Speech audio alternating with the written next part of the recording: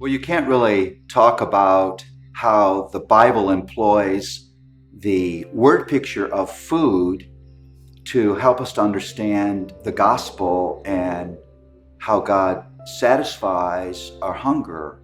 No one ever talks about that without talking about John 6.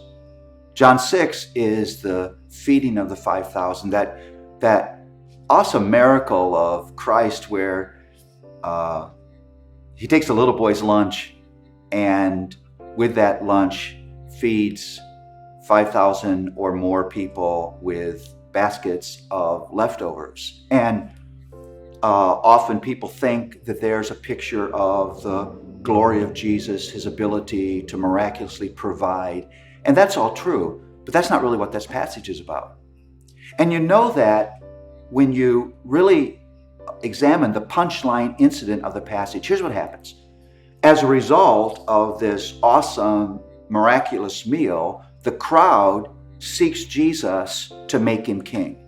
Now you would think that's the grand moment. He is the king. They're recognizing he's king. Let's set up a throne. This is it. This is the kingdom. What does Jesus do? He runs and hides. And you think, well, what's up with that? This is what I thought you came to do. And when the crowd finally finds him, here's the interchange. They say, Rabbi, oh, Master, why'd you come here? Why'd you run away? And he says this, truly, truly, I say to you, you are seeking me not because you saw signs, but because you ate your fill of the loaves. Do not labor for food that perishes, but for food that endures to eternal life, which the Son of Man will give to you. For on him, God the Father has set his seal. You see, what Jesus says is very interesting. He uses the word sign. You ate the bread, but you didn't see the sign. He's saying the bread is not the thing. The bread points you to the thing.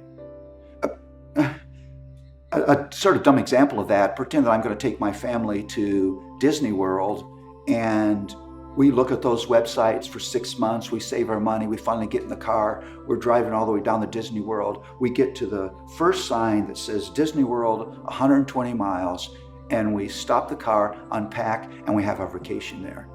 You would say that is absolutely insane.